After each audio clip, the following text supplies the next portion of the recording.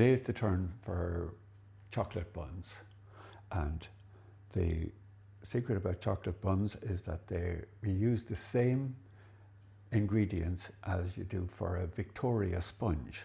Now, you usually think of a Victoria sponge as being the layer cake that make for a birthday cake or whatever. The reason it's a Victoria sponge is because there is fat in it, and the fat in this case is margarine. Some people use butter. That's opposed to the other type of sponge which you'd use for a Swiss roll, which has no fat in it. And what the fat means is that the cake lasts an awful lot longer than it would if it was the non-fat sponge. Now, the ingredients for a Victoria sponge are the usual ingredients for a cake: margarine, sugar, flour, and eggs. The proportions that they come in, now it's easier to remember the proportions in ounces, but I will give the grams in a moment. It's 8 ounces of margarine, 8 ounces of castor sugar, and 8 ounces of flour.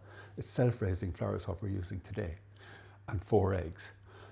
Some people, if you want to make a lesser mix, you can use 6 ounces of margarine, 6 ounces of sugar, and 6 ounces of flour, and 3 eggs, but you have to keep those proportions.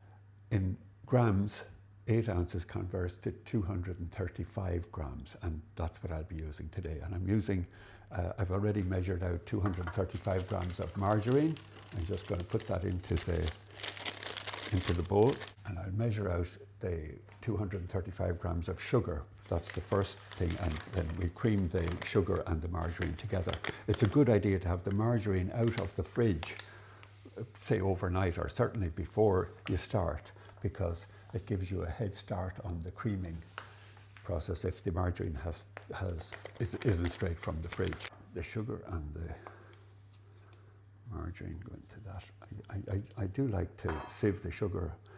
It does take out, occasionally there's little lumps in the sugar, and it does take them out. So I will measure out the other ingredients, but I'll start creaming this in a moment. But I'll measure these out now because we have to get the same measurement of flour, 235 grams, and we use cocoa powder is the chocolate flavoring that we use.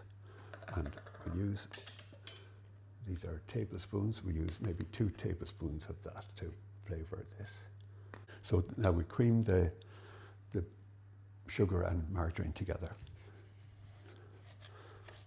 This is the only really tedious part of the process, and it's less tedious if you've already sort of thawed out the margarine a little bit to make it easier to cream together. Work this around the full circle of the bowl. See, it's coming together nicely there, but we'll cream it up a little bit more. Now, look at, that's where we're ready to go with the next. Now, the next item are the eggs. 4 eggs into the mix. So these are the wet ingredients. Sometimes, and especially when you're using cocoa powder, because cocoa powder is a very drying powder, I put a splash of milk in to help the eggs along, because it's a very dry mix if you use the cocoa powder on its own. Now you mix this into the sugar and margarine mix already, and now we're ready to go with the next phase. Okay, I'm going to put a tiny splash of milk with this as well, just to help break down the cocoa powder, just that much. Now, as always, we sieve the flour into the mix as high as you can, again, to get as much air into the mixture as you can get. So it's slightly higher than the bowl. Now we do this from here on. You're doing it very gently now, because you want to keep the air in the mix. As always, when you're baking cakes, you need to keep as much air as you can in the mix. So from this point on, you do a gentle mixing rotation.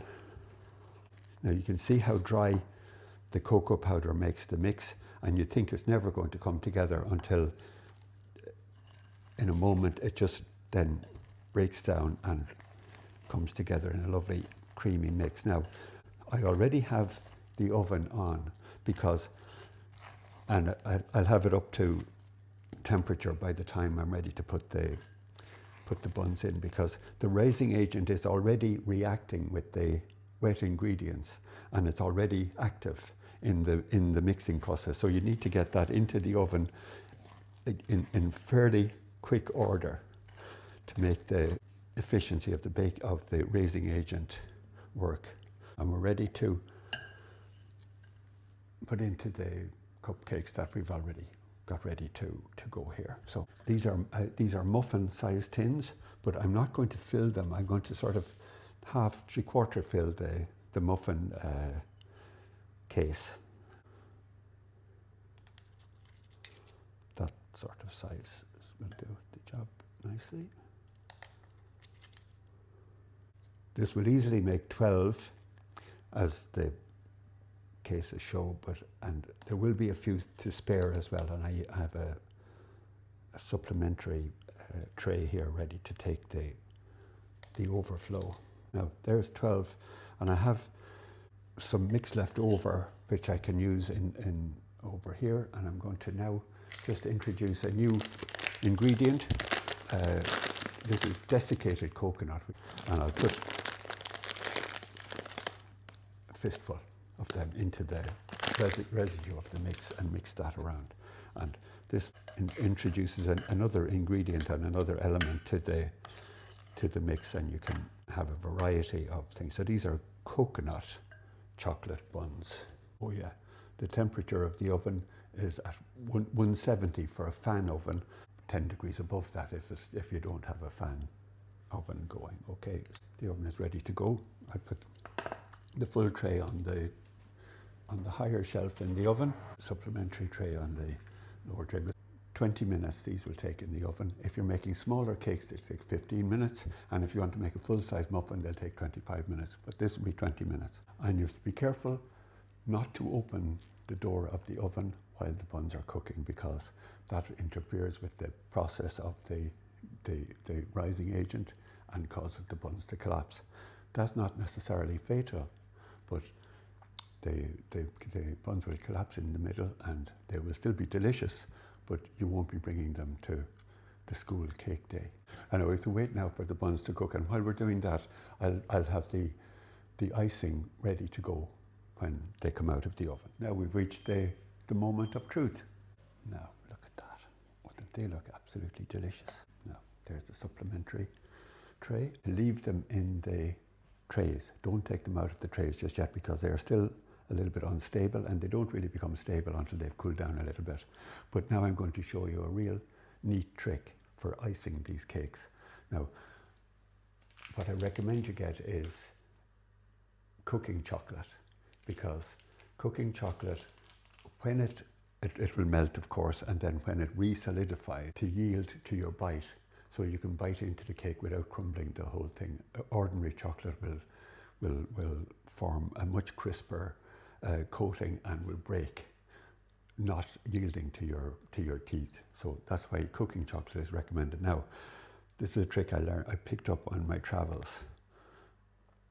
Place 1 square of the cooking chocolate on each bun, just straight out of the oven, because the heat of the bun itself will melt the chocolate. So you don't have to go through the tedious process of making a bain-marie for heating your chocolate.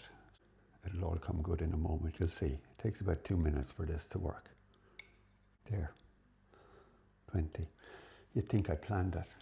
Be patient and wait a moment. You'll see that's already melting. Give them a little help along the way. Squeeze them down into the heat. This is a very enjoyable part of the process. Now, you see the first one has already melted sufficiently, and there you have a perfect iced bun. Can you believe how easy that was? Now you can see why I only filled the muffin cases half or 3/4 full, so that the muffin case can now hold on to the icing. Do you remember we had coconut buns over here?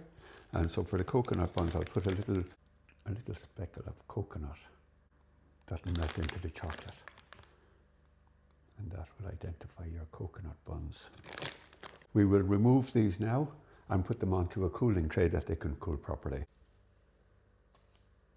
If you can wait until they have cooled down, you're a better man than I. So there you go. How to win friends and influence people. Home cooking.